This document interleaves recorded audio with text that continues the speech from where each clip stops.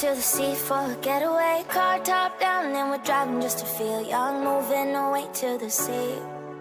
Moving away, can't you see? Sand in your feet, feel the breeze in the summertime. Stars in the sky, one dime for a first time. Moving away to the sea. Assalamualaikum warahmatullahi wabarakatuh. Salam sejahtera untuk kita semua. Kita doakan semoga insya Allah pandemi ini segera berlalu dan nantinya kita bisa sekolah bersama-sama seperti biasa. Pada video kali ini, ayo kita sama-sama belajar mengenai editorial. Dan dalam materi kali ini, kita akan membahas pengertian editorial, fungsi editorial, manfaat editorial, tujuan editorial, ciri-ciri editorial, jenis-jenis editorial, dan yang terakhir, fakta dan opini. Oh ya teman-teman, saya mau tanya, selama kita belajar di rumah, apakah kalian pernah membaca koran? Contohnya seperti ini.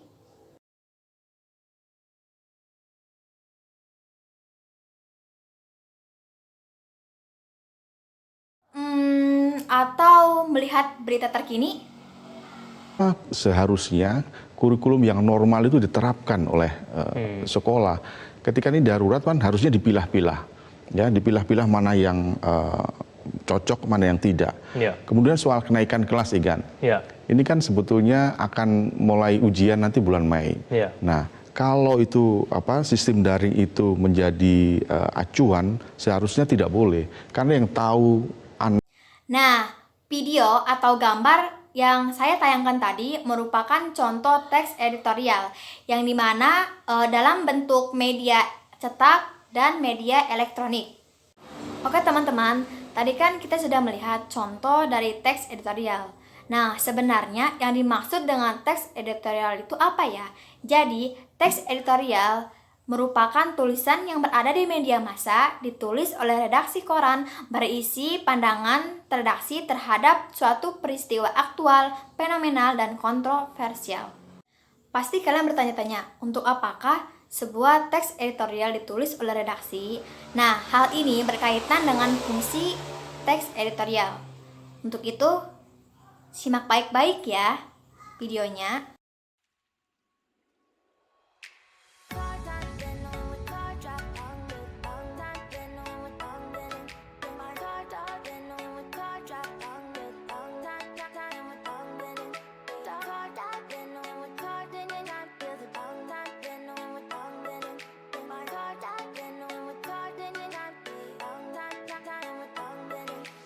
Assalamualaikum warahmatullahi wabarakatuh. Baik, di sini saya akan melanjutkan yaitu pembahasan tentang manfaat editorial. Yang dimana manfaat editorial yaitu memberikan informasi pada masyarakat tentang suatu informasi dan juga untuk merangsang pemikiran masyarakat dengan pembahasan tertentu dan juga bisa menggerakkan pembaca dalam mengambil tindakan sesuai dengan hati mereka. Jadi maksudnya itu untuk mengajak pembaca atau pendengar untuk berpikir tentang isu yang saat ini berkembang. Jadi mungkin hanya itu yang dapat saya sampaikan. Karena lebihnya mohon maaf. Wabillahi taufiq wal hidayah. Assalamualaikum warahmatullahi wabarakatuh. Assalamualaikum warahmatullahi wabarakatuh. Saya di sini akan menjelaskan tentang ciri-ciri teks editorial. 1. Berisi fakta atau peristiwa yang aktual, sedang ramai diperbincangkan hingga kontroversial. 2. Berupa opini atau pendapat redaksi media massa terhadap peristiwa yang diberitakan. 3. Memiliki kritik, penilaian, apresiasi, prediksi, saran maupun harapan terhadap isu yang dibahas. 4. Terhadap sarana atau rekomendasi yang dapat menjadi solusi. Ditunjukkan oleh bagaimana caranya secara konkret. Sekian dan terima kasih. Wassalamualaikum warahmatullahi wabarakatuh. Tujuan editorial. Editorial mempunyai tujuan sebagai berikut: mengajarkan dan menjelaskan kepada pembaca tujuan ini bahwa mereka dapat berperan dalam banyak editorial dengan prinsip ini bahwa mereka dapat berperan dalam banyak editorial dengan prinsip kejelasan, kesempurnaan, dan ketepatan dengan menyajikan fakta dan gagasan secara objektif tanpa prasangka. 2. Menawarkan solusi spesifik untuk mengurangi masalah. Dengan adanya teks editorial ini, maka tunjukkan untuk menawarkan solusi, sehingga diharapkan dengan solusi ini tindakan dapat diambil dibandingkan hanya mengenai pemahaman situasi tanpa solusi, sebab editorial memberikan kepemimpinan dalam membawa perubahan dalam kebijakan. Nilai peristiwa. Tujuan teks editorial adalah memberikan penilaian terhadap peristiwa sekaligus memberikan solusi dengan menyajikan fakta-fakta objektif yang dapat dibuktikan, dan sedangkan sifat subjektifnya dalam teks editorial terletak pada sudut pandang yang tidak dapat diverifikasi secara bebas, sebab penilaian tetap adalah persoalan penilaian. Assalamualaikum warahmatullahi wabarakatuh. Nama saya Revani Pirsah. Di sini saya akan menjelaskan jenis-jenis editorial. Di mana jenis-jenis editorial itu ada 3 jenis. Yang pertama interpretatif editorial atau editorial interpretatif.